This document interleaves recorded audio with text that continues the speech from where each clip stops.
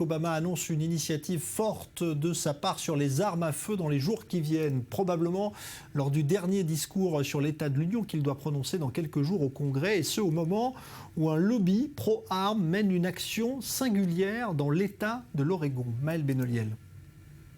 Ils sont paysans et armés et ils occupent depuis ce week-end un refuge situé dans un parc naturel de l'Oregon aux États-Unis.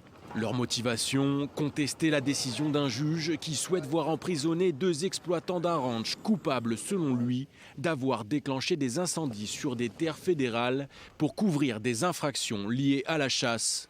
Dwight et Stephen Hammond ont déjà purgé des peines de prison dans le passé pour les mêmes raisons. Je ne sais pas quoi dire, ça semble un peu excessif pour avoir brûlé 127 hectares. Ce n'est pas à propos de moi, c'est à propos de l'Amérique. Et d'une certaine manière, on doit remettre les roues à ce wagon parce qu'elles sont sorties de leurs essieux.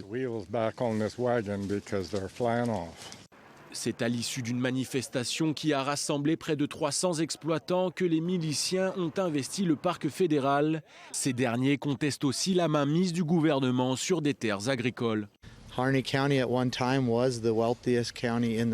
Le comté de Harney était il y a une époque le comté le plus riche de l'État. Et parce que le gouvernement fédéral, de façon inconstitutionnelle, sans l'autorisation des gens, est venu ici et a fermé aux gens l'accès à ces terres et aux ressources.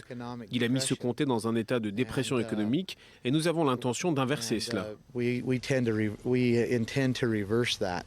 Cette occupation par des fermiers pro-armes intervient dans un contexte tendu aux États-Unis, à l'heure où la loi sur les armes à feu est plus que jamais dans le collimateur de la Maison-Blanche. Lors de ses vœux pour la nouvelle année, le président américain Barack Obama a fait de ce problème récurrent son principal et probablement dernier cheval de bataille, alors que son mandat arrive à échéance dans quelques mois. Ma résolution pour cette nouvelle année est de faire tout mon possible pour terminer ce que nous avons commencé. Et c'est particulièrement vrai en ce qui concerne la violence liée aux armes à feu. J'ai demandé à mon équipe à la Maison-Blanche de se pencher sur de nouvelles mesures que je pourrais prendre pour réduire cette violence. Depuis 2012, ce sont plus de 85 000 personnes qui ont été tuées par balle aux États-Unis.